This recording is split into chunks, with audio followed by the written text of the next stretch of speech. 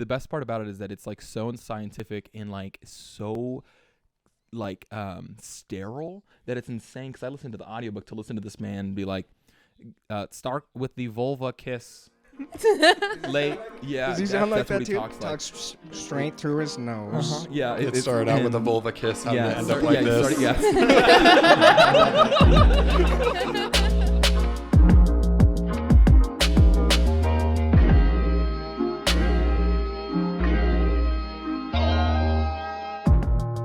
Hello, and welcome to the Bumpy Soup podcast, a podcast we're just as disappointed in making as you are disappointed in listening to it.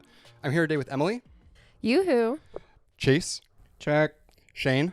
What's up? Max. Yeah. Maddie. Hello. I am Alec, and joining us from sunny Salt Lake City is Patrick. Mm-hmm. Yeah. Yeah. That was good, Patrick. Dage told me over Christmas that my brother talks like Boomhauer, so that's kind of inspired me to lean into that a little bit more. Nice. You got it in the genes, yeah. Dang old Dingle podcast. Dang old podcast. Chase is here with us. This is the first time he's been on the podcast. Yay. Chase was in Night of the Living Ted. He played Teddy. The Fucking one landlords! That's exactly right. Lords. He's the I'm fucking sorry, landlord. Chase was a great sport during it.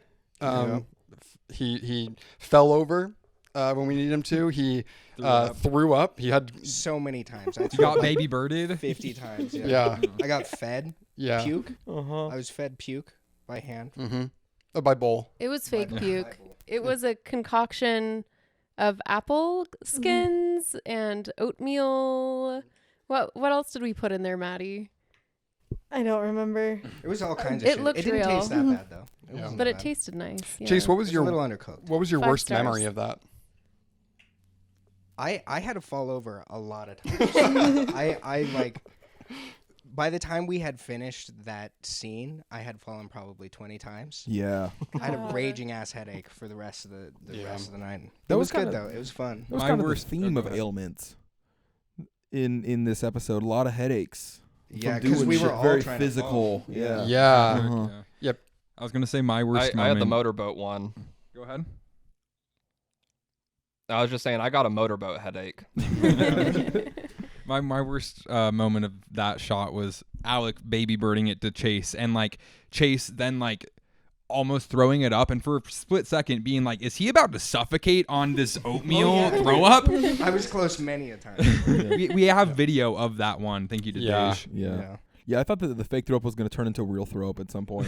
Yeah. I'm good, dude. I haven't thrown up in years. It would have been kind of great if you like did it like straight up in the air back onto your own face. That's what happened on that last snap. It was like a fountain. Because Yeah. it came out on accident and with everything. yeah. I had that shit in my beard like 3 days later. Yeah. All of our circadian rhythms were way off too, because we had to put like garbage bags Yep. over all the windows because this story happens at night. Most of it does. Yeah. And so it was completely dark inside. And so we're hanging out for like 7 hours inside a pitch, just like a dark, it feels like nighttime room. And then you open the door and it's like bright sunlight, You're middle of day. blinded. And yeah, it was blinding and very disorienting. It was surreal for sure. Yeah. Chase also helped on the soundtrack for Night of the Living Ted. In addition to lending us his house to do all of the kind of work there, he also played guitar, and that shows up a couple different times. Dun, dun, dun, dun, The Luigi's dun. Mansion. The Luigi's part. Mansion theme, yeah. I didn't mean to rip that off, but we just did that. Yeah, that just happened. It just came out. Spooky. Your influences shine through. Yeah. Night of the Luigi's Mansion. Yeah. Yeah. You guys ever played in 3DS? No. Luigi's Mansion? Yeah. Dude, I haven't played that since it came out. The only time I've ever played it was on a 3DS. And let me tell you, the 3D makes it way scarier. I know. I bet, dude. Ghost in 2D, that doesn't scare me. Ghost in 3D, oh boy. That's like That's real life real now. ghosts. Real Yeah. shit? Yeah. I'd always only played at night when Meg was sleeping too, so I'd play it and I'd get scared and then yeah, by myself. Nobody's there to support you through it, dude. Oh fuck, is that a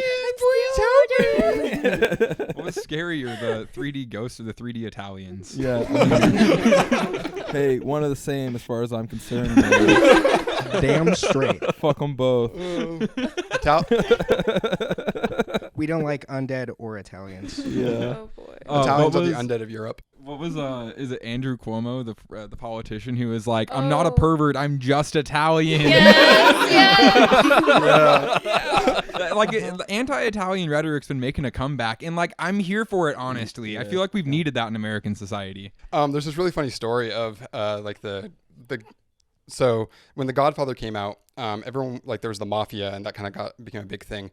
And there was like a kind of group that came together, an organization that was saying not all people in not all Italian people are in the mafia. Like, this is like everyone thinks that all Italian And people it are was in the mafia saying It was the that. mafia like leader that was doing it. Like, yeah. Not my Italians. Yeah, exactly. He was like the leader of a union or something like that. A pretty Like an influential. anti-defamation Yeah. defamation league sort of thing. Yeah. Italians. For real. Can't live with them. There was I am not a pervert. I'm just Italian. That was like an iconic moment of 2022. Like- 20. Yeah, it was. Was it 22. 21? I'm not sure. It might have been this year. I'm not It was actually sure. earlier The last this couple year. years. What the like fucking weird problem solving skills, like getting caught having an affair and just like admitting, I don't know. It's a really weird thing to bring up Italianosity there. I feel like. It's just his heritage, dude. Yeah. Well, I think you're talking about Cuomo, right? Yeah. I think that like in Italian culture, they're more like kind of kissing like on the cheeks and stuff, and kind of more like hugs and stuff like that, compared to maybe New Yorkers in general are. Sure. It was I'm not a perv. I'm just Italian, and it happened in 2021. Yep. Yeah. Not that long ago. That being said, I do not. I'm not absolving Andrew Cuomo of being I Italian. think that's probably still second to Ben Shapiro admitting he's never made his wife wet. That's the best, dude. Legendary moment. Yeah. Men be Yeah. telling on themselves way too easy. Well, the thing Yep. that's interesting too is like no one who doesn't like them is listening to them say this. So they're saying this, and their own followers are saying, "Are you? That's insane!" And then telling people who don't like him that he just said this. You know? He that was like a commentary on WAP, right? Yeah. On Yeah. Megan Thee I mean, I Stallion. don't know. There's like a whole like basically industry around listening to partisan people, extremist partisan people on the opposite side of what you represent, to gather like kind of intel essentially, to bring it back and then to share and dunk on them. Yeah. I love Duncan. I hope that it never gets out that I love eating pussy. Oh no! Oh no! Don't tell the Sir, public. you talked about the book you bought in like 2 different podcasts. Yeah, I hope How's the book going? Well, I finished it. Oh yeah. Yeah. Did you? Oh, have you we need a unlocked book any review. achievements? So yeah, Yeah, well, you got to explain to Chase what it is. a little Yeah, little give it book to me, dude. report. So I love book 2, reports. 3 episodes, maybe the first episode I was on, I was talking about a book called She Comes First, which is a book about eating pussy. I love that, dude. That's Yeah. what we all needed. So the cool thing about it is that the first 2/3 of the book is like the history of eating pussy, the decline of it, into then like the popularization of penetrative sex as the only means of orgasm. That's Right. so good. So all the way back to like ancient times of like how important it was for women to orgasm in conception and like as like a sign of like nobility and a lot of these crazy things. And then 1910, Freud was like, if you can't come from a penis inside of you, it's your fucking fault. And a bunch of guys were like, Freud it has is the her greatest fault. takes. Yeah, fucking dickhead. So that's like the first 2/3 of the book, and then it talks about actual anatomy, right, and all the different pieces of a vulva, and all the different parts, and all the intricacies, and all these different things, and then you finally get into the actual techniques of eating pussy, right? And What's it called again? She Comes First. What's the author? Ian Kermer.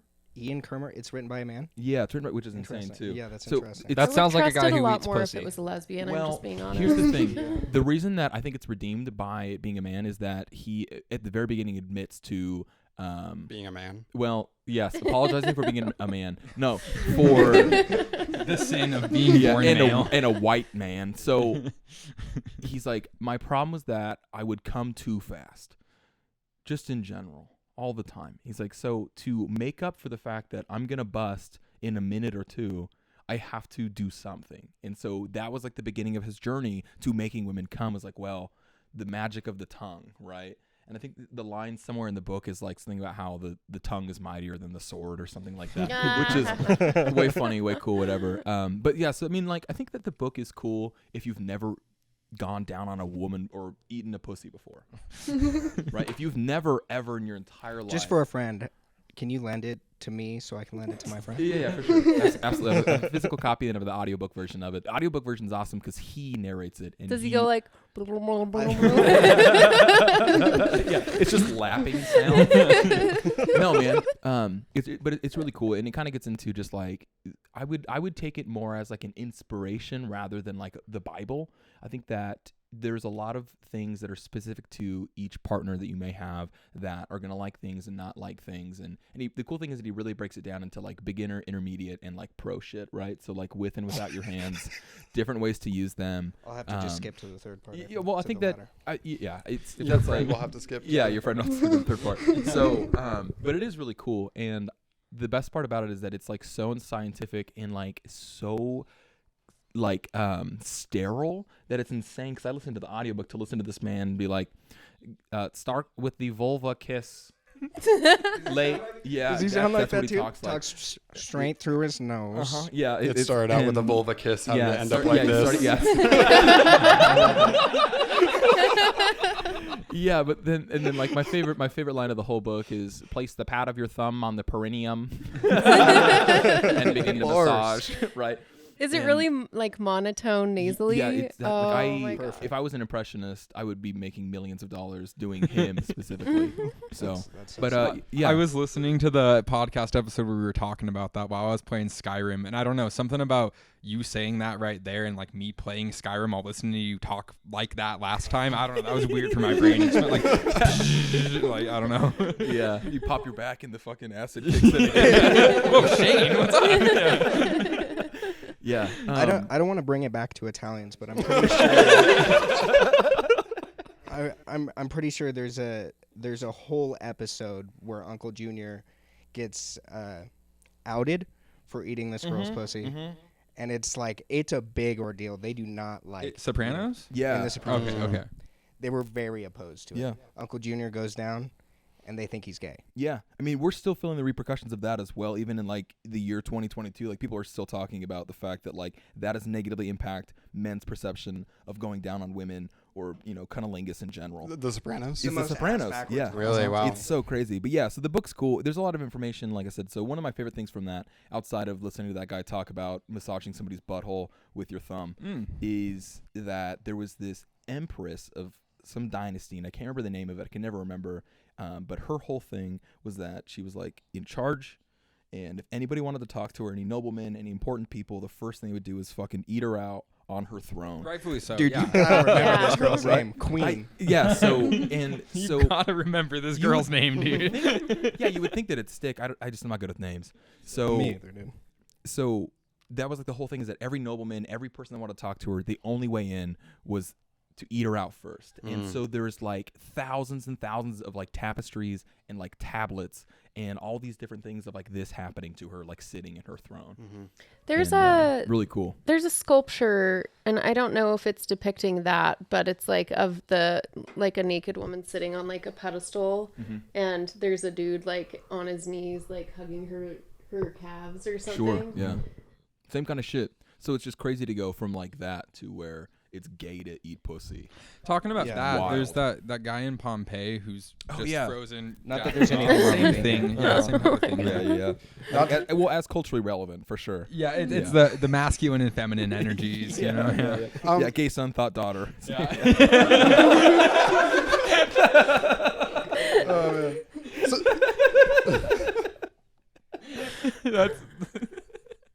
That's really good. Is that not an abuse of power, though? Well, I think that I don't care, dude. Queen. potentially, but it's also it could be So- tradition, it could be cultural, it could be so many different things. Yeah. I It could like be coercion in a way, I suppose. so sex for a long time, like evolutionarily, was like a social bonding thing. Yeah. And a procreating thing. Like that was like tier 1, tier 2 was like social bonds and like maintaining your network and like yeah. Go to a business convention, gotta fuck all your homeboys. Just to... Yeah. But no, I mean, Yeah. like, not to just be like, what if the roles were switched? But like, if there was a man that was like, a king that was like, you have to suck my dick if you want to get whatever sort of. That's thing, not that feels okay. like- Yeah, that guy's a sexist. Yeah. Yeah. Exactly. I feel Well, I think that one thing is really pleasant to do, and one thing is a little less pleasant to do. yeah, it's hard to choke on.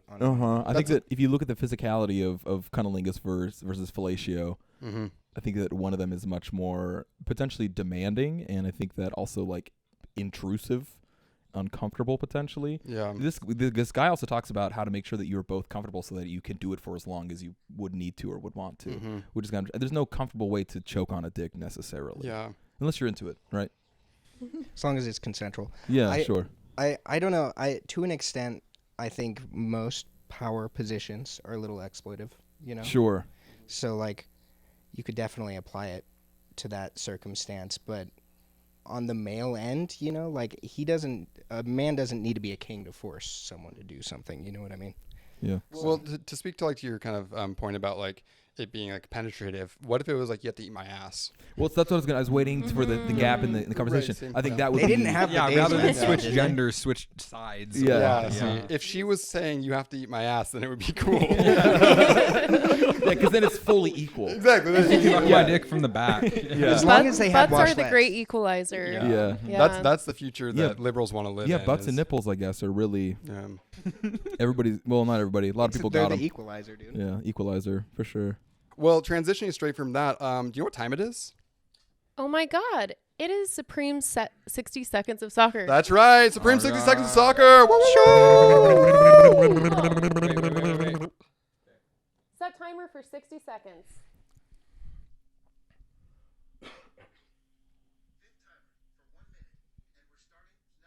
Okay, welcome to Supreme 60-Second of Soccer. Let's go. So first off, Real Salt Lake changed the name of your stadium. Now under actual soccer, Fulham beat their local rivals Chelsea 2-1 and now sit in a European spot in the Premier League. Let's go! Yeah. I wasn't even fucking close on that game. That's too bad. Come on, Fulham! Hey man, you're wasting a lot of time. Give it to me. Oh my Marco Yeah. Silva's fucking white! god. It's coming. Oh. Here we go. I'm so excited. What's happening? What's happening? You're so bad at it. Let's go!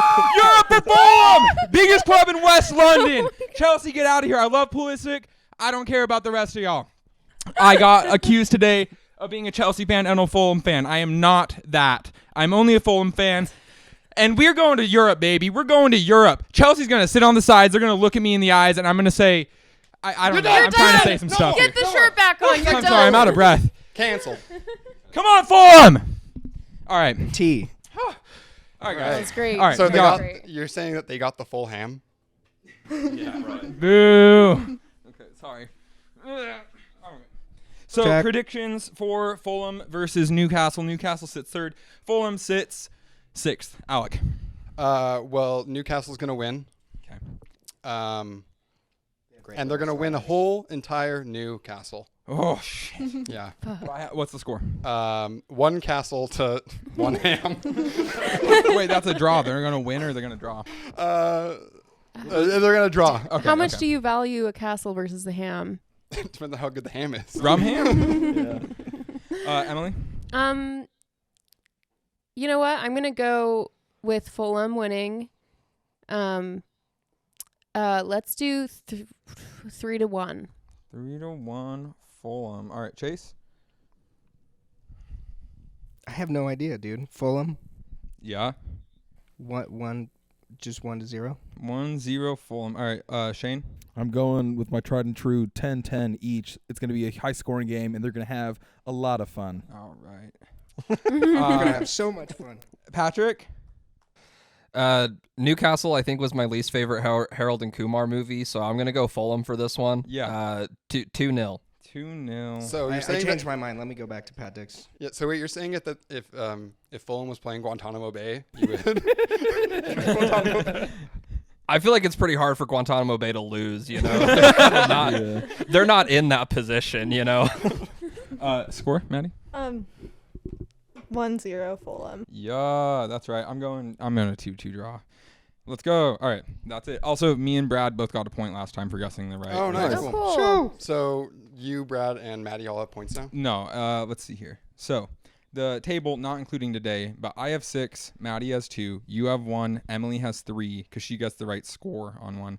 Oh, awesome. Patrick has 1, Shane has 0, Brad has 1. So wait, explain the scoring method here. Okay, so if you guess whoever's going to win, or if you guess draw, then you get 1 point. If you guess the correct score, then you get 3 points. Okay. Nice. Dope. So you can get a total of 4 points per prediction. Well, no, because Oh, no, yeah, no, if you correctly guess the score, then inherently you've guessed who won. Yeah.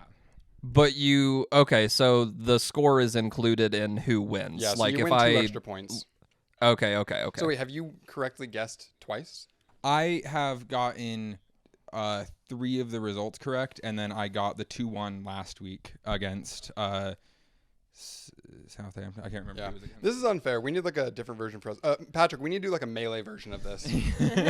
Well, yeah. Yeah. that wouldn't even. Omsa's taking it. I guess Fulham's going to win every week, and we're on a 6-game unbeaten run. 6th place in the Wow. Premier League, baby. Margot Silva, Shag and White's coming to Europe live on YouTube. Someone's got to cut me off at some point. Yeah, we're done with soccer. Is that We what you're ended for, like dude? 2 minutes ago. 60 I- seconds is over. I am really glad that you did the whole wardrobe reveal thing Thank you. because Yeah. this is we don't have to do this every time, but we do need to do a fit check. Oh yeah. Both me and Maddie showed up in some really cool shirts. Yeah, Shout let's see out it. to Maggie Yeah. giving the best Christmas gift Yeah. ever. Do you want to show the camera your Yeah. shirts?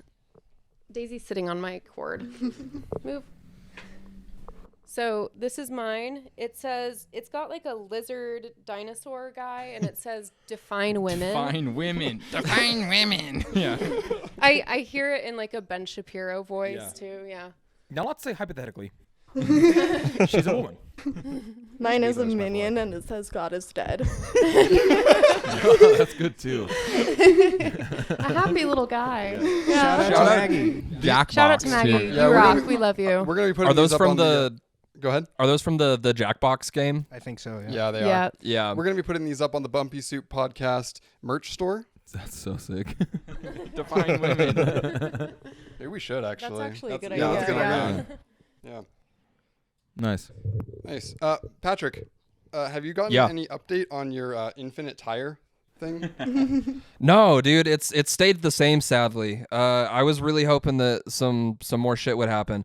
I did change it out for one of my other tires because it has some kind of leak in it. I keep having to fill it up, so I changed it out. So we'll see. Maybe they'll get back on that. I just did that the other day. Okay. Wait, so Patrick, is it, sorry, I mean, we can bleep this out if we want to, but is it who you thought might be the one who switched the tire? Yeah, it was. Yeah. Okay, so his Instagram account has recently been hacked by someone who's like, invest all this money and you can do bummer. this. Maybe he's not hacked, and maybe he actually just came into a bunch of money through investing, so he bought you a tire. It's lining up more and more Yeah, the longer yeah. time goes by. Can you give me a rundown on that? What's going on? Because I also have a tire that always is leaking, even though there's no holes. There's nothing going on. It just, Okay, no. So this is very different. So a while ago, like 2 months ago now, I had on the back of my car, there's a place where you can put a spare tire, and I had like an old tire that I had blown out put there because I had nowhere better to put it. I didn't want to throw it away because I wanted to like save the wheel. But I got like a replacement tire for it, so I just had this worthless blown out tire on the back. And I went out to my car one day, and someone had replaced it with a brand new tire. That's beautiful, dude. What a saint. Yeah, What a kind. Yeah, gesture, someone dude. just- What a cool ass. yeah. move. Someone just put a brand new tire on That's the back sick. of my car. It was Tires are yeah, it was expensive, kind of dude. sick. That's not a joke, bro. Right. Well, and I said this last time too, but I was talking to Tyler about it, and he pointed out that it's like the exact same wheel that was from the blown out tire. So it's not like they just went and got a new one and switched it out. Like they took the tire off my car, got a new tire put on the wheel, and then came and put it back. Like it was like more of a process. There were 3 steps to it that they did. Yeah, and it's not something it's not like a bike tire. You I don't actually know how it works, but you definitely need some tools or something. You know? It's not like the Snuggie. It's not like It's the second. You don't do coming, pub man. crawls in them or wear them as a joke. Yeah, it's the second coming, a virginal birth of a tire. The rapture is soon. It's an immaculate inflation, dude. Yeah. I guess the rapture, right? Because you'd have a rav. Nice. Yeah. Nice. Yeah, The rapture. the rapture, That's it. dude. Hey, so really quick, Beautiful. I wanted to bring up a book that I read or listened to last week. Wasn't able to. I totally forgot. We had a really great conversation about it afterwards. And that is a book called Signs. It's a book about the psychic medium who kind of recounts a bunch of her favorite stories of like people she's helped with, talked with, whatever. And the big thing is like the signs that they established with loved ones who had passed. It's kind of heavy, but it's really cool. And I thought it'd be kind of fun if everybody established their sign for everyone in the room on the podcast for when they pass. I wasn't here for the conversation last time, so we like just pick a sign. Yeah. Like for redesign. yourself? Yeah. So So each person's supposed to do it for all. So this the is other like people? how you would reveal yourself to the people on the podcast, right? So let's say, Alec, you pass away, right? And you have to establish a sign to let Emily know that you are okay. As a spooky ghost. Yeah, exactly. Or whatever, right? It'd technically be part of her team of light, but Spooky Ghost, I think, is probably bologna funnier. sandwich. Nice. Okay. Yeah. And so that would be like, just to let her know that you're there, or if she's like having a hard time, she's like, I don't know if I should go into this career or this one. Should I sell the house now that you're gone? Whatever, right? And the bologna sandwich then would like guide her into the right thing. Or And it just would guide whatever. all of you too. Yeah. Right? So all of Does us Yeah. Do you like walk down into the kitchen and then all of a sudden there's a bologna sandwich? in It immaculate. could come to you in any shape or form. You just get that decide to bologna make no- one for yourself. You're Well, craving I mean, it. I'm just guessing. Like, there's no way that a bologna sandwich is ever going to end up in our house. So if it does after I die, It like would mean something. Yeah. Yeah, I think it's great. Now she's every time she goes into a deli and she sees they sell bologna, she's like, "Oh my god, go Alec!" No, Alec has already established that he's never going to die. Or I get to die first. that's right. Yeah. yeah, Emily needs to die first. Cool. That's the deal. Yeah. Sweet. I love that. Oh, that's nice though. Do you guys want to come up with ones? Yeah, mine is ass anarchy, and these guys know what I'm talking about. But so our ancestor, and this isn't even, I can pull up the picture. Our ancestor back in like Sweden in like the 1600s. There's one artifact that we have from him, and it's like this seal that he had that he'd like put on like letters and stuff like that, and it's the anarchy symbol, which didn't mean the anarchy, but it's the anarchy Like an symbol, upside and then down it says star. ASS on the top because his name is Askild Skirgisgard Skepistan or something like that, and it's his initials. So ass anarchy. This That's what is it is. not a part of my lineage. Yeah, sorry, me and Alec. Yeah. Yeah, okay. Not my lineage. Shane, Yeah. what's yours? Sign. So I've had to really put a lot of thought into this. About like I think there's so many levels to me as a person, to my personality, to my interests, right? But I feel like the best one of all of them, and it's funny because I'm not even wearing it tonight, is probably my yellow beanie, right? Yeah. I think that'd be like the best one. That's the I think that easiest your one. Cock, your cock piercing. Oh sure, yeah. It's just dudes with their balls that are pierced. start Yeah, or showing ball up all of a piercing. sudden. Sorry, my bad. Yeah, it's fine. Shane's in their So ball. Yeah. can I clarify this is Yeah. so if I'm He's out in the being world reincarnated. and I interact with another dude Yeah. that has a dick piercing, Yeah. that is a sign that Shane is in communication with me. You just like a hey, it's like could me be. saying hi, It right? could Okay, Or like okay. hey, I'm here, I'm with you, whatever, right? Or What a if- yellow beanie. Or a yellow beanie. What yeah, if you yeah. get your balls pierced and then you find out that you're just a conduit for someone else's? Well, so here's the thing. That happens. Really? This is why I'm never getting my balls pierced. Absolutely, right? So like that's the thing is that people have these signs, right? So like for someone to see a yellow beanie, that would be a representation of me in my spirit saying that I'm with you, right? Someone probably had to make that beanie, design that beanie, and then sell that beanie. Someone have to buy it and would be wearing it, right? So like there's at least 6 people just to get that beanie in front of your fucking face anyway, At right? least, yeah. So so absolutely, there has to be a conduit for a ball piercing for me to show up in as somebody. Everyone who has their balls pierced is just Shane's Horcrux. WHOR. Shane is stored in the ball piercing. Yeah. No, Shane, I do think that the yellow beanie is actually really, really good and really sweet. I think it's It's cute, yeah. really universal. I think it's the best because me and Meg obviously would have something that Yeah. would be different than like maybe even like me and my mom Yeah. or like me and my buddies, right? Because Yeah. like, it could be a camera, it could be a guitar, but it has to be so much more specific than that, right? Like it would have to be specifically like a fucking pink Mustang guitar. And that's how you know it'd be me. Because it's like the guitar I've been playing for however many years now. But I feel like a yellow beanie is at this point almost iconic on top of my head, right? The most consistent, even more than my mustache probably. So Yeah. yellow beanie. He had a mustache for a while too. I was gonna say he's younger than I am. Yeah. He's dyed it a lot too. Yeah. Every time I diet. Yeah. Every time I die. One of the other great band names from the group is I die every time you dye your mustache. Yeah. Yeah. Make me a meme. Yeah. Yeah. Well, it just came from like a place of insecurity for me, and I was like, well, if I'm dyeing my mustache, I'm gonna make the first joke, and it's gonna be the best joke. Nice. Yeah. It's good. I must ask you a question. Yeah. Emily, you got a Boo. sign? We can Come come back to me. Yeah, I'm delivering. Chase? Oh, sorry, Maddie, you want to go? I don't have one. Chase? So I'm kind of struggling between two things. Mm-hmm. He was talking about his guitar and stuff. I'm left-handed. There's only Oh. a few people, and I've only played a couple of guitars. Did you see a know, disembodied left hand? So anytime, Like left-handed scissors. anytime you see a left-handed thing, It's you. That's pretty significant, especially guitarists and stuff, because that's so exciting when I meet another left-handed guitarist. I've also spent a lot of time having accidents in the gym. Meaning I've shit myself more than a few times doing really heavy squats. You're in the gym and you see a poopy. No, if you see someone shit themselves, that's Chase, bro. Yeah, He's here for exactly. me. Anytime you meet someone who's diarrhea, broke their like neck squat, right? twice. We could take that a step further, and it could be like a representation of like adult diapers. Could be it, right? Yeah. Okay. Or things like Because that he as well. cares. He knows you're gonna shit yeah, himself yeah. yourself. You can make it as He's broad there as you for you. want it to be or need it to be, but yeah, I love that. That's fun. I can fill the space if you guys are still thinking about your signs. Patrick, do you have something? Maybe like 9 cans of ravioli. Oh, sure. 9/11. Like 9/11. If there's another 9/11, It's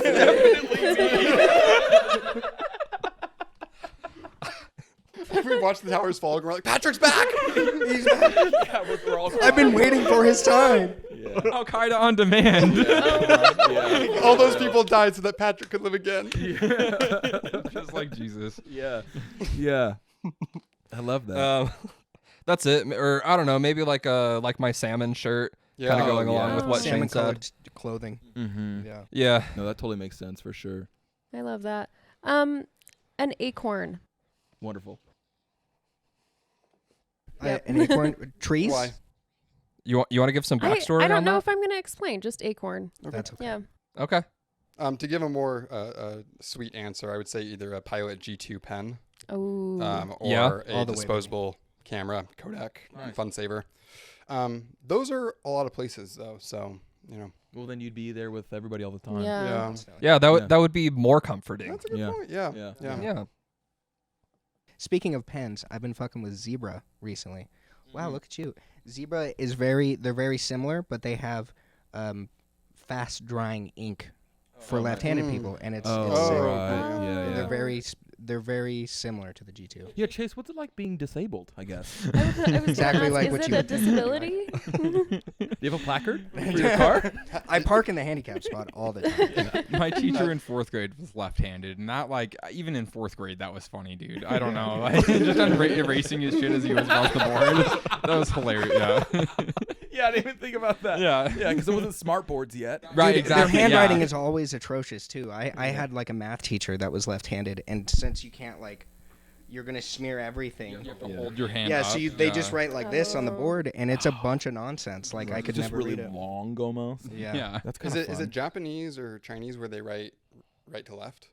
I think both of them. I Yeah. think all of like the Asian, like Thailand, Korea, China. I think all of them write right to left. Is there a greater percentage of left-handed people? Like, is writing left-handed the more primary way? Oh. No. The reason why they go backwards is because they're on the southern hemisphere. It's like the Exactly. toilet. And when they flush their toilet, yeah. Yeah. Yeah. That's why Australians do it too. Yeah. Yeah, but it's like another 90 degrees. Yeah. Yeah. Sorry. So hold Do it on. from the bottom. Yeah, because you get the full. Like, this yeah. shit sucks. This is a thought that I've had, but like, you ever think about how Argentinians also flush the toilet backwards, but they just don't get the bad press that Australia does? Yeah, something about them just flying under the radar. Yeah. Same with South Africa. Yeah. I think it's just the English thing. Australians speak English, so we talk about them more probably. Australians have gotten Also, shit they suck sometimes. since their country was founded. Well, right? criminals. Because wasn't Look at the way it was yeah. founded. Argentina hasn't done shit until It's like like- the 1920s. Yeah, right. Yeah. What was that, like 47? Yeah. They're just storing it up for like generations.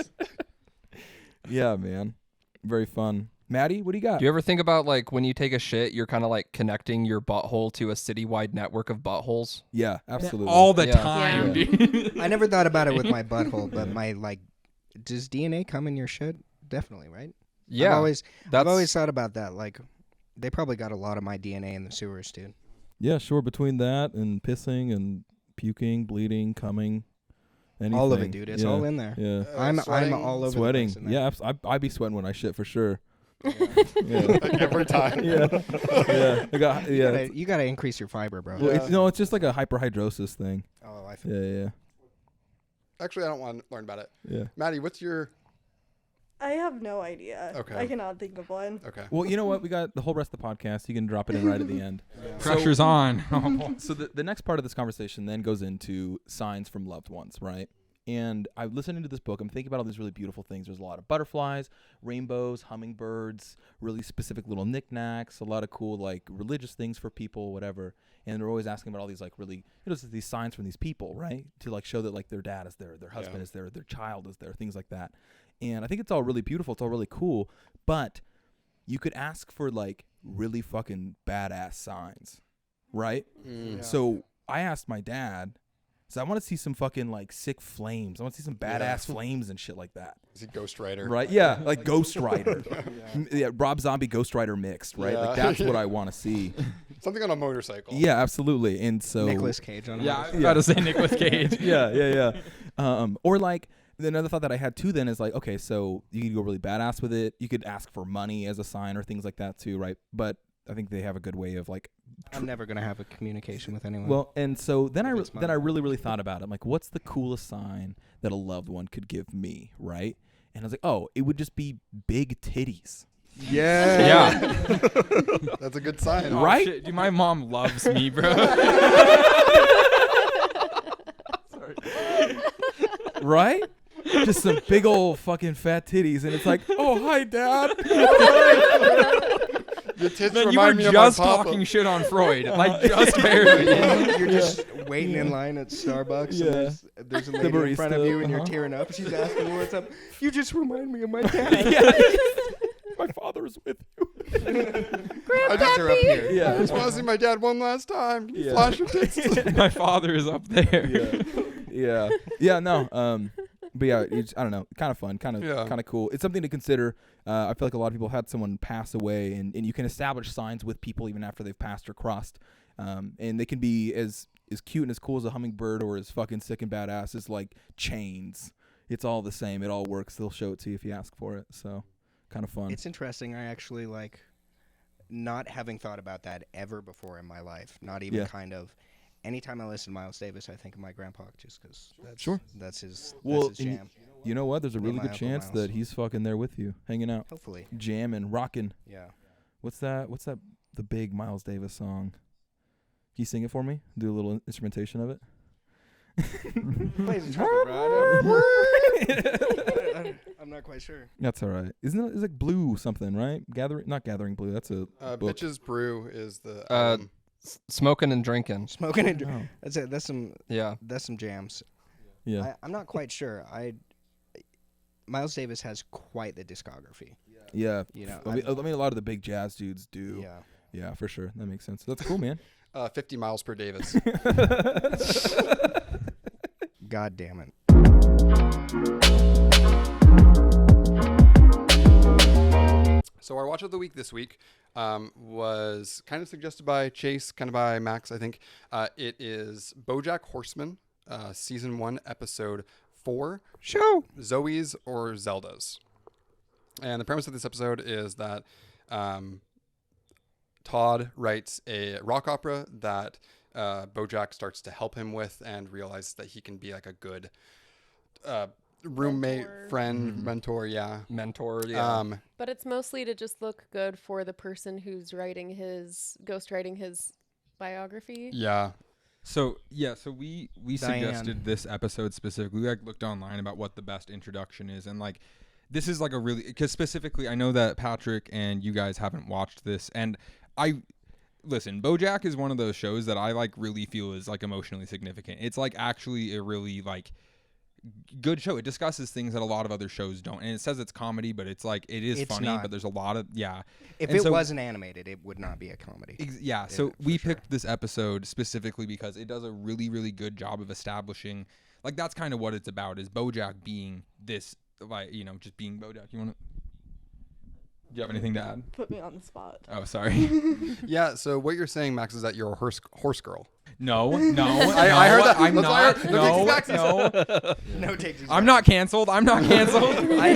To be honest, though, I couldn't agree more. It's fairly significant. Honestly, I don't know if that's a hot take or anything, but to me, it was very significant for the time frame that I watched it. It carries a lot of weight for sure. It definitely is not just a cartoon for adults. It's not. Bojack is so fucked up, but you're with him the whole way through, and it's beautiful. These people are incredibly damaged, all of the characters, and it shines such a bright light on their existence. You know, So kind of like Rick and Morty, then I guess. kind of like Rick and Morty. A little bit. It's always hard watching Bojack because you are rooting for him as much as you don't want to be. Yeah. You're rooting for him to get better and you're rooting for him to change. And not to give any spoilers, but you don't get the gratification of change and anything like that. I think that's part of the theme of the show is the difficulty in changing when you're struggling with that type of stuff. It's good. It's good as fuck. Watch it, Pat Dick. You guys watch it for sure. Everyone else watch it. I've watched like the first like 2.5 seasons, I think. But it was kind of the thing that I saw mostly in passing. Like I know like Cody was pretty into it and Tyler was. So I've seen a good bit of it. I've just never like finished it. I've seen probably like half of it. It was really fun for me because I lived with a bunch of homies, including Cody, and we were all watching it at the same time, the same pace. So we were always talking about it. It made it a lot more fun. Definitely watching things with friends is It more makes fun. watching it a lot more interesting when you can just be having the discussions about it with other people. It really just like shines different lights on things that happen in it. Well, really quick, back to the whole like you talking about how it's like difficult to change, right? They literally say that in this episode. Yeah, like right at the very exactly. Yep, for sure. That's what I'm saying. Yeah. It's, Yeah, and that's it. Like that's the thing is, it does a really good job encapsulating. So I mean, again, not to give any spoilers, but this rock opera thing is a big thing throughout the whole thing because it's this. You see really who Bojack is, where he's like willing to like not only do whatever it takes to get what he wants, but like and like to get the affection that he needs from people, but he's willing to fuck over the people he loves most because he's that level of selfish, right? He will do anything it takes to the people he loves most for himself, which is like a different level of I think a lot of characters in TV shows. It shows like this like anyways.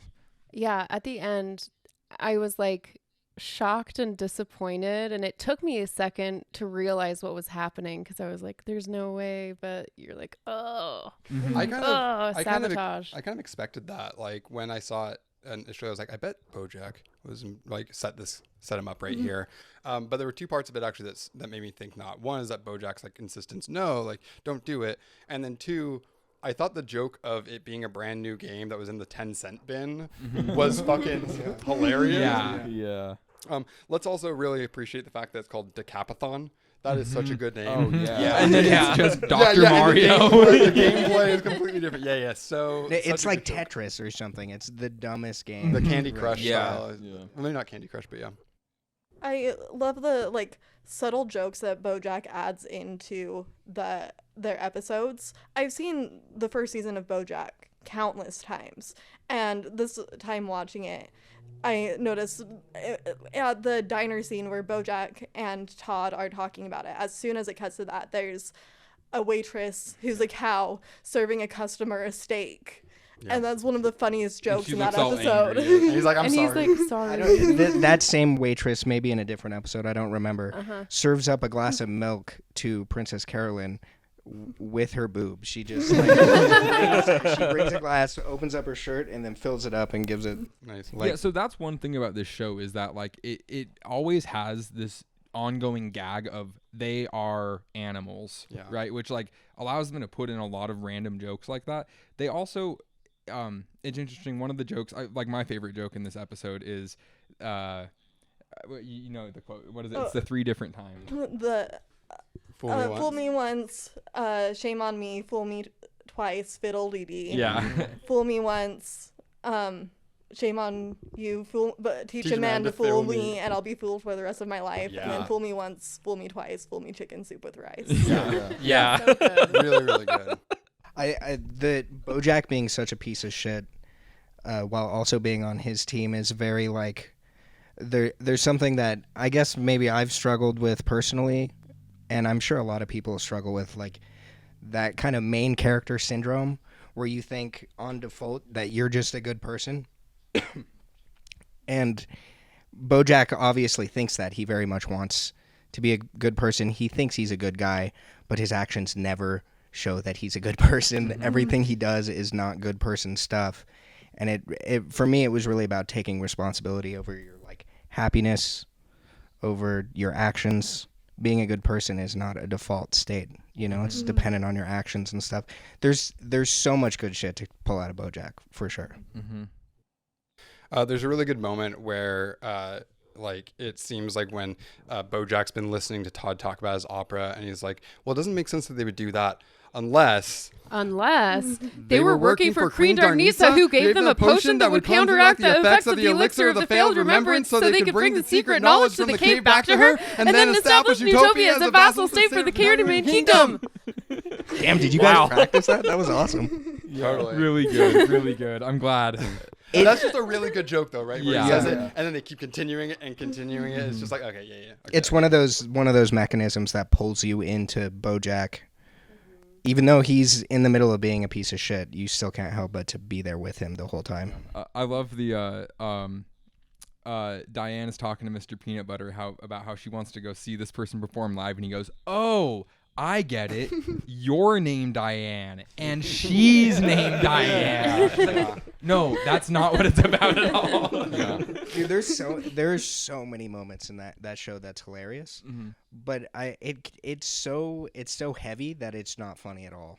Like by the end, it's Well, not no, very I think funny, that's but the there's thing, so many good jokes. It like is really really heavy while also being very very funny. Like I think that like the whole time you're watching it, you know you're about to see some crazy shit, but you know you're going to be thoroughly entertained in like a funny way the whole time that's happening. You know. In a lot of ways, that's what comedy is for.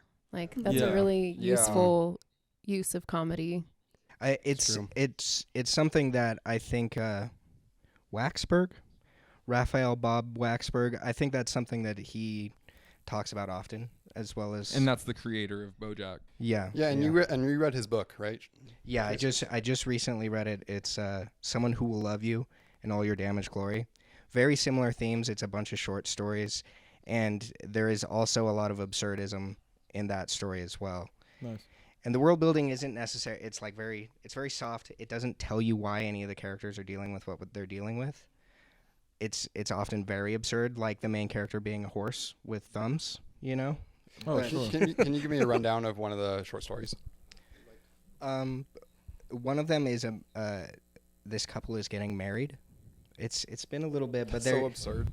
It's so absurd. Oh my god. They're getting married, and there's a lot of like it's about them planning the marriage, and there's a lot of circumstances in the story that are completely absurd. Like it's just a normal tradition for this couple to sacrifice a bunch of goats during their wedding, and when I say a bunch, I mean like a lot of goats, over 20 at least. Like Not only a bunch, Yeah. a lot. Yeah. and they're constantly arguing about it. They want it to be small, but they don't want to like break the traditions and stuff. None of these whack ass traditions are explained, but many of the stories are like that, and it's really about loving one another in all of your damaged glory, right? Unconditional love, I think, is what the book is about, at least for me. It was Ooh. really good, for sure. I'll need to read it. Highly recommend. Do you know, and I mean maybe Maddie's really into this too, do you know if he wrote the original script with the idea of them being horses like into that, or was that just a part of like they were writing, they're like, oh, we could just add in this other thing since we're animating it? I'm not quite sure, but the consistency in the absurd theme, I think, is a part of like realizing that you have to take responsibility for your shit, regardless of how absurd everything is. You know what I mean? Living Bojack's life is completely ridiculous. Everything's completely ridiculous, but you still have to figure out how to deal with it, type of thing. And I think that's the whole. I have no idea. At least that's what my interpretation Do was. you think there's any sort of like rhyme or reason behind who becomes an animal and who's a human? So they show later in the series that when two people come together, a baby is one of the two animals. Yeah. Like they're just born. It's I think overall, just in the concept of the show, it's mostly just used as a way to talk about harder real life concepts. Like, there's the Chicken for Days episode where there's chickens that are actual, like, being chickens, and then other chickens that are bred just for food chickens. And it just, like, breaks down social relations in a way to be able That to... episode is wild. Yeah. That's a good one. they end up using that part of it like in really interesting ways for sure. I feel like it just initially like making a show where some of the characters are animals, like humanoid animals, like that's just one thing that has some jokes, but as they go along they really play with that idea. And You know, I was actually wondering, like, I feel like this idea of humanoid animals has been kind of something that's come up probably like starting like the 2010s. Furries. Well, yeah, I mean, furries is probably a huge part of it, but you know, there's Bojack Horseman. I just played this game called Hyperlight Drifter where they're all like these ones. Viva Pinata. There's another one called OG like, Xbox. Backbone, I think. That's the same thing. It's like a detective noir, but they're all like these humanoid animals. And I think that I don't know why humanoid animals like kind of became a thing. Well, so this is It's very fantastic. Go, Shane. Tekken. listening, thinking about it, I do believe that having something that is not human helps soften the blow of such heavy concepts, right? So the idea of like Bojack and his character is like fucking unbelievable in a bad way, right? Derogatory. And Yeah, I think that if it was Bojack like derogatory. like Non-derogatory, bad way. unbelievable derogatory. So I think that like, you know, to have this, if it was just like a guy who was like that, I think that it's just like it'd be like almost be too much. But the fact that it's like a horseman for some reason like makes it funnier. If it's Will Arnett just acting like that, I have no sympathy for him for Yeah, sure. right. Like exactly. Or a cartoon of Will Arnett. I think too, like having it not be a human, like kind of pops your brain into like a different track than it would be if It's it like, was this a is human. artsy, yeah. And so it allows you to kind of like abstract concepts. Suspension of Probably. disbelief. subverts your expectations by going into it. You expect it to be a lighthearted, funny comedy show, and then Family it's Guy, the yeah. darkest, most Yeah. emotional thing you'll ever It's- watch. Like I said, if it wasn't animated, it would not be funny at all. Right. Oh, not to It mention is like hilarious though. having different animals gives you so many like funny things to integrate Yeah. into it. For real. The raccoons digging through the trash. Well, right, the Yeah. visual gags, they do Right. that stuff all the time, and like Oh. they're good at it. It's not in this one, I don't think, but it's in one in season. It's in an episode in season 1 where he's got a neighbor who's a rooster and he's jogging in the morning past Bojack's house and he's like, "It's morning!" Yeah. So good. Screaming. Yeah. Also, sorry. Oh, have you guys seen Tuca and Birdie? I started I it. know. Yeah. what it is. So we watched it recently, and I think that we should probably do an episode for this. But that's another one where they're humanoid, and I think something kind of interesting that comes up in that with like the kind of animal thing is that They have plants in it too. yeah, they have plants, but like race gets obfuscated. Yeah. Like Tuca is, I mean, she's played by Tiffany Haddish, who I think got canceled recently. She But was cool before that though. yeah, but and Ali Wong is and Tiffany Haddish is black, and Ali Wong, who voices Birdie, is Asian. And not that that's like super important, but it does get obfuscated when you do these animals like that. I mean, you do have different kinds of birds and stuff, Mhm. and so it's like a like I don't know. Yeah, You and I have wonder if different like that's bird types and that- different animals. yeah, like that's an idea. Like, do we change what type of bird is used based on that? You know what I mean? I don't know okay. if Go ahead. Allison Brie plays a Vietnamese woman, Yeah. or voices a Vietnamese woman. Right? Yeah, absolutely. Yeah. Which is really interesting with what you're saying, because like the solution was right there, and you guys still decided to do some white casting over the like. Right. Yeah. What's the word? Whitewashing? I don't know. Whitewashing.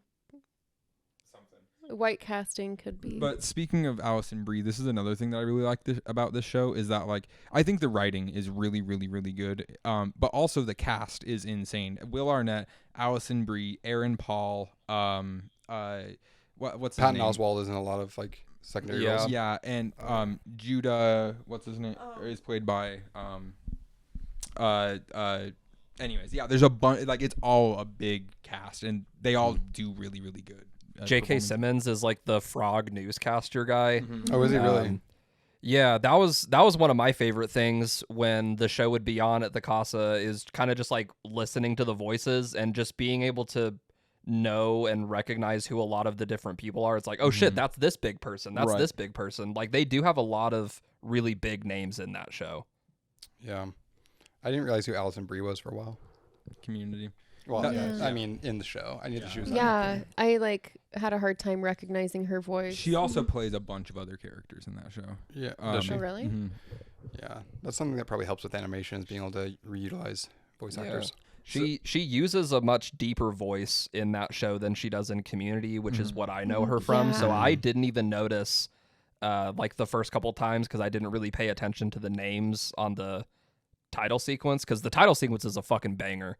5-star title. yeah. sheet. What? Who Yeah. does she play? I'm not good at recognizing. Diane. She's Diane. The writer. okay. Yeah. Fuck. Yeah. Crazy. Yeah. Very Yeah, good. I didn't Which even is, notice again, that she's for playing a several Vietnamese episodes woman. because she uses a much deeper voice for that. Yeah. Who than plays she I was does Mr. thinking Peanut that Butter? too when we were watching it. Oh, who plays Mr. Oh. Peanut Butter? I think that might be I can't remember. It might be someone famous, but I think that might be like one of the cast members who isn't. He is someone famous. Oh, he is? Not well, or at least not a household name in my experience, but I know he's been in a lot of things. I've scrolled the IMDb many times.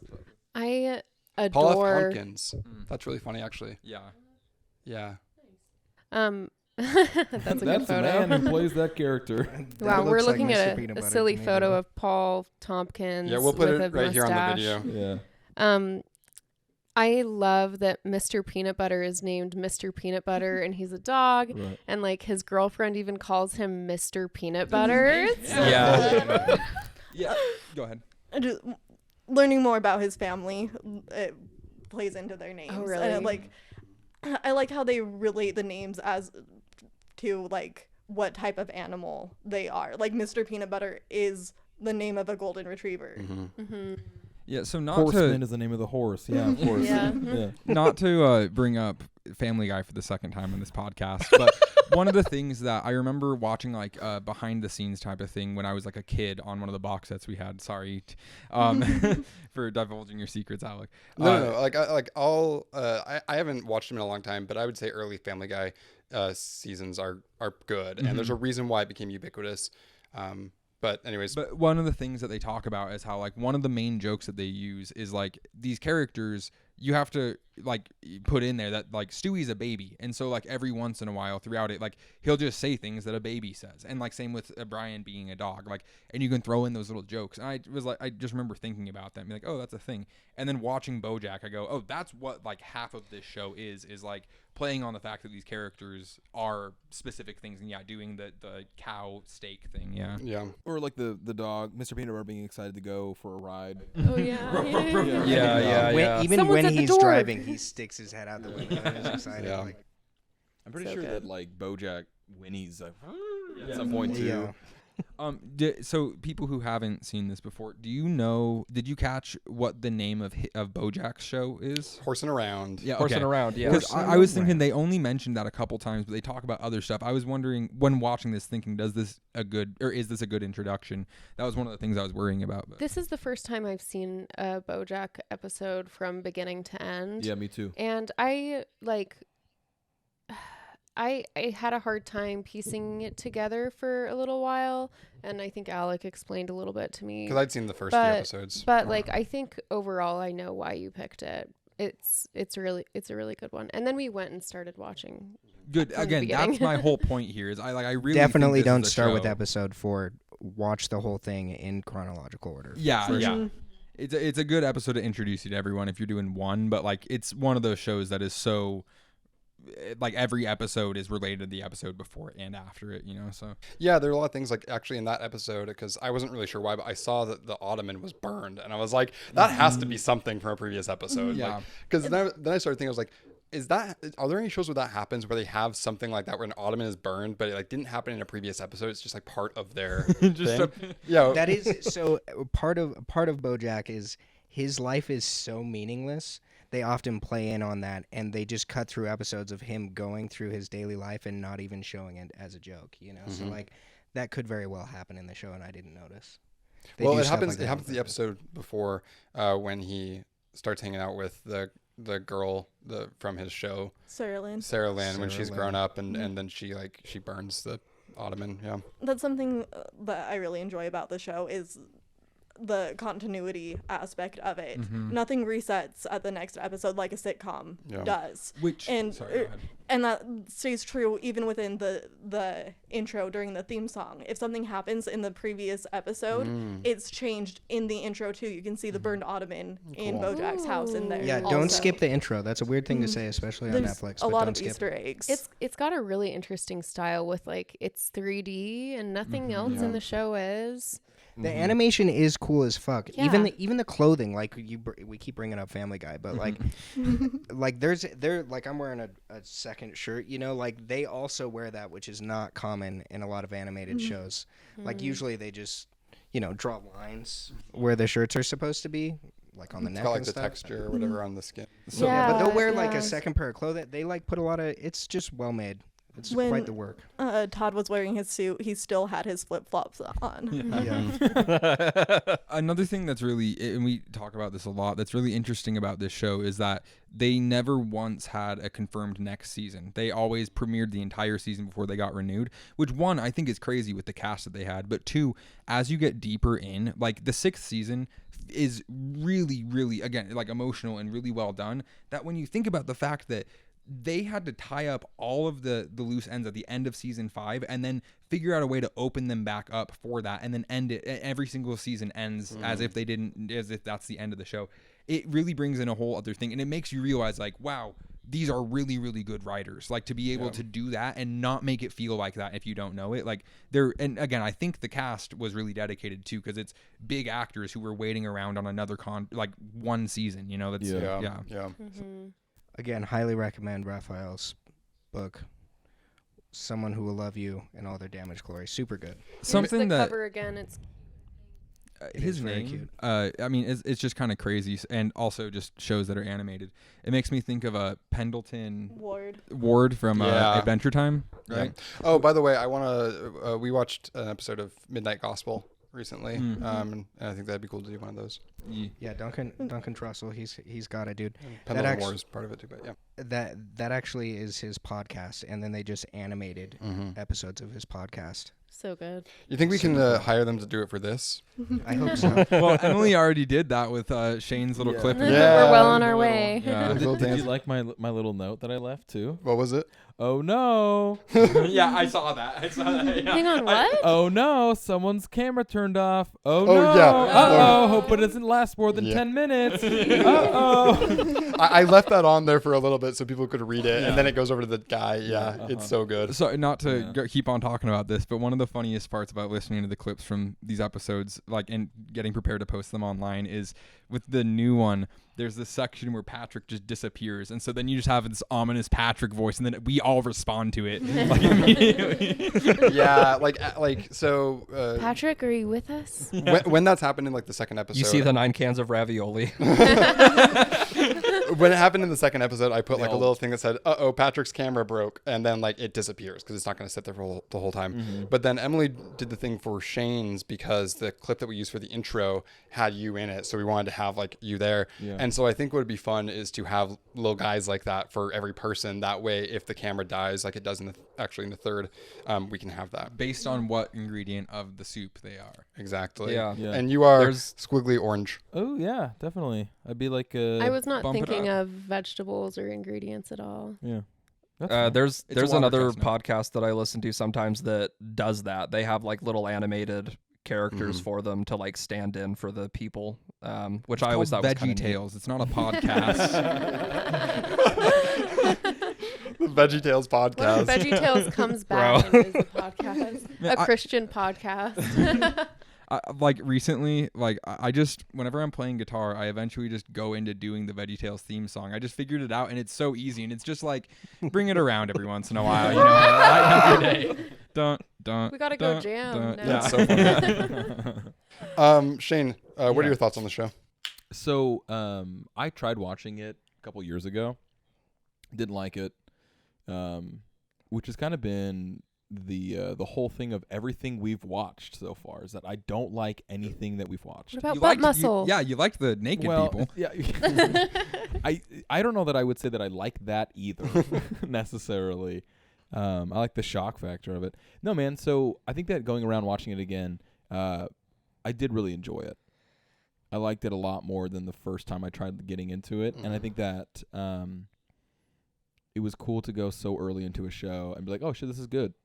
It doesn't feel dated immediately. I would recommend watching it in its entirety. I won't. But Well, so this is the other thing is that if you listen to anyone online, like they'll tell you, like the first season is like way worse than the rest of it. So much of it is this, like people describe it as baseball, where every single line is either a pitch or a hit, and there's not a lot of cohesiveness. It gets a lot better. I started watching because I was over at the Casa, and someone had one of the episodes from season 6 on, and I watched that and went, whoa, that's crazy. And then I went and watched the rest of it. But so is it more like soccer then?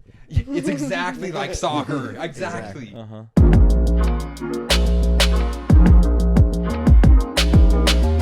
Anyway, yeah. So I did enjoy it. Which was cool. I was excited about that. The thing that was kind of tricky is that I had to listen to half of it. I couldn't watch it. Why is that? I'm a busy guy. I've been working fucking 10 or 11 hour days for the last week. That sucks. So it's fine. It'll be cool in Getting like that money, it'll be honey? cool in 1 week. Yeah. Give us Yeah. the Taking money, care of business. honey. Yeah. I definitely can relate though, dude. The So- long shifts and stuff. So I'd watched the first half, and then I was like, all right, cool. I know what everybody looks like. I can recognize the voices now as the characters. Great. I'll just listen to this so I can continue doing what Except I for need to be Alice doing. and Bree. Sure. Yeah. Well, I mean, I knew the character whether I knew who was doing it or not. But Yeah. all that to say that I did really like it. I thought it was funny. I like that he is a dickhead, and that didn't change through the entire thing. It's like, oh, that's just who he is. He's just awful, and that's it. I really like that a lot. And I had a good time. I thought it was fun. The animation style was cool. I liked the way that they drew his face and his head. Like it was like Yeah. it reminded me of Chowder. Yeah. There were some really that's a- cool textures going on, like watercolor-ish filling Right. on like Bojack's head and Yep. other places. And the Yeah. backgrounds. Yeah. The backgrounds of the scenes are Like I said, it really reminded me of like Chowder Mhm. in that way. I hated Chowder because of that, but I do appreciate Bojack because of that. I just didn't like all the swirls in the background. in Well, I Chowder, love what you they do know? on Chowder, where it's like the texture is static and their characters moving across it. Oh, Like, right. I thought that was just a really cool. I sort love of thing. the rada. I have no idea. That's the whole point. Never mind. That's the only line that Chowder has. Yeah, that's the not Chowder, the other guy. What's his name? Schnitzel. Yeah, Schnitzel. Rada. I just look at it. I don't Alec was more of a Flapjacks guy. Flapjack was good too. Yeah, Marvelous Misadventures of Flapjack fucks. That was a crazy show. It was. We should actually watch one of those episodes. That'd be fun. Flapjacks is like proto Amazing Life of Gumball. Yeah. Well, it's actually proto. Adventure Time. I think it might be Adventure Time. I think that actually what happens is that Pendleton Ward worked on Flapjack and then did Adventure Time afterwards. Like Really? literally. Yeah. Interesting. I might be wrong about that, but let me just check. What was that? The style Pendragon. of the style of joke writing would make sense between those two shows. It makes sense that it was him. And Cartoon Network. Sure. Yeah. Yeah. There's a bunch of slapping ass cartoons from Cartoon Network that were like when I was a kid. Mm-hmm. You know.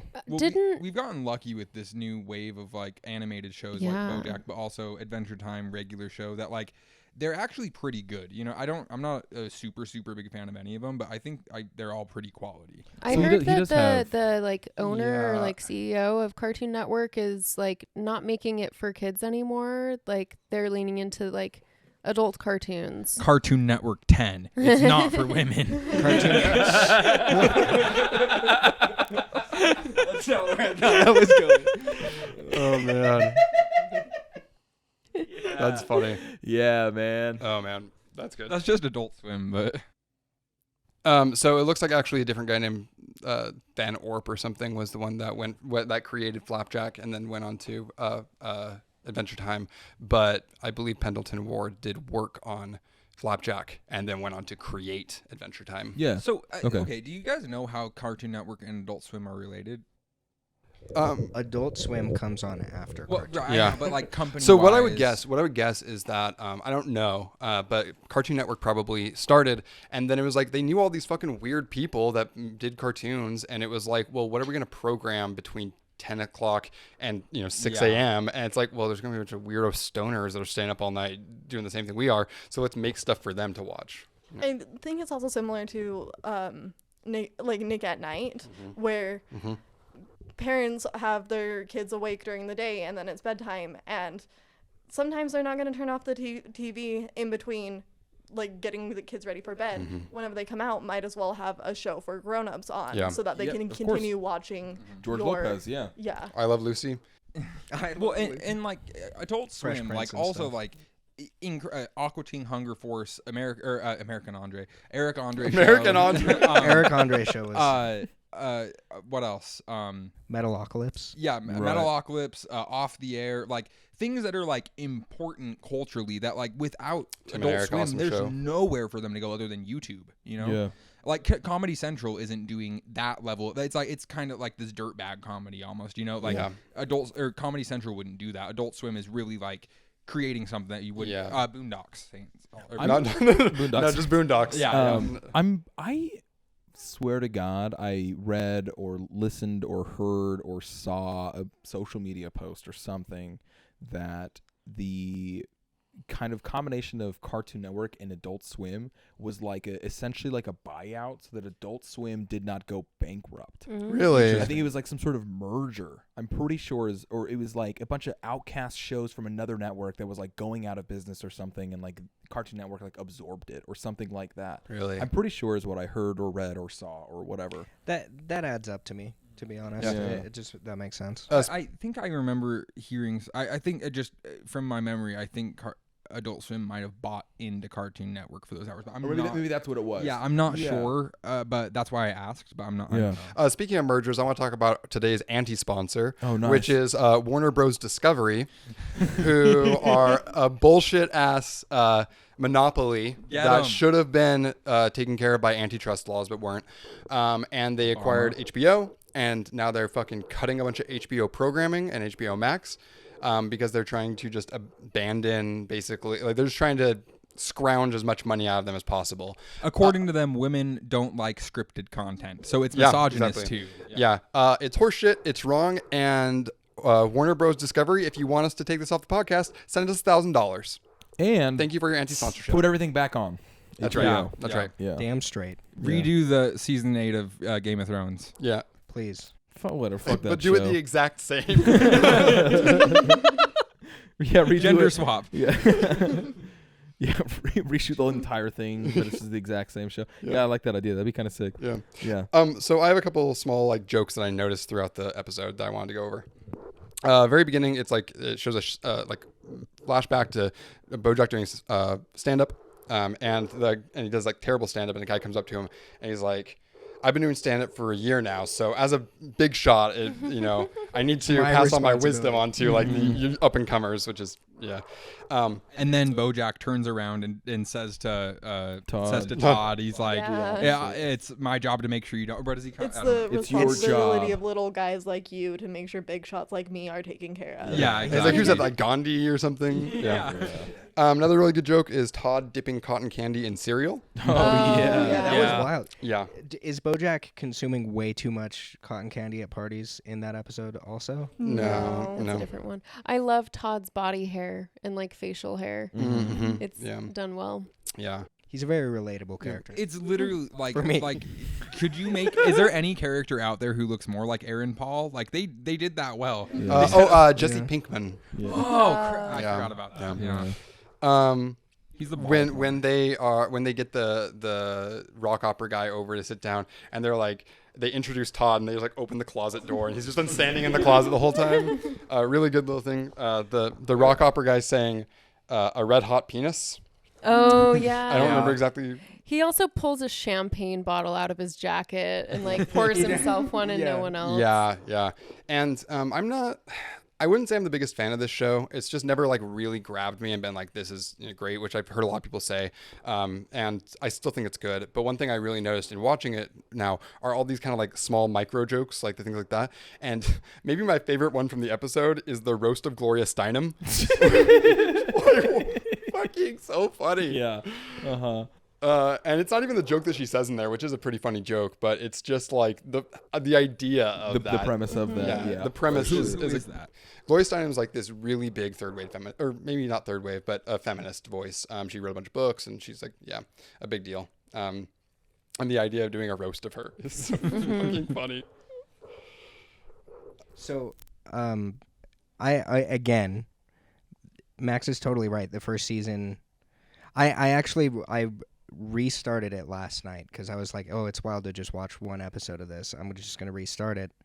And I felt similar through the first few episodes. I was kind of like, I just remember enjoying this a lot more until it really started digging into who Bojack was, Princess Carolyn's codependency, and their codependent relationship and stuff starts being introduced. And like, it's heavy as fuck. If it was a drama, it might appeal more. But like, if you stick with it, it is a lot more enjoyable. But I was curious. I have a hard time with sitcoms. I can't sit through them for some reason. Like, I love Community. I love all that stuff, but I've never been able to watch more than one episode at a time. Do you guys have like a particular taste or something? You should try stand comms. Stand comms? Instead of sitting, standing. Oh, You got me on that one, dude. Hilarious. Yeah, Shane. Yeah, You're hilarious. They can't all be bangers. No. It just went over my head. Bangers That's why I didn't sometimes. Yeah. So You know Bojack what, is Shane? actually- I don't care what anyone else says. I appreciated you saying that. Hey, thanks, Shane. That was really helpful.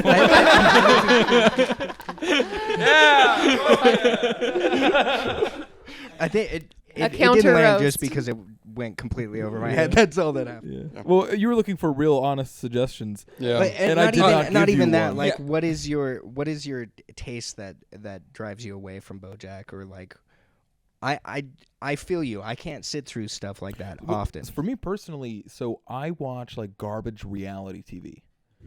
Me too. Dude. That's I like fuck that's with like it. my go-to, and if I'm not watching that, then I'm probably trying to watch like a scary movie, right? My taste in like the media that I consume outside of like TikTok is like really hyper specific, and I'm unwilling to let go of that, right? So like if I'm gonna watch TV, it's probably because I'm gonna watch something either that May wants to watch, that her and I can spend some time together because I'm so goddamn busy, or it's like a movie or something, right? And generally speaking, it's kind of scary, and so like I do enjoy funny stuff. Like I mean, I swear to God I do.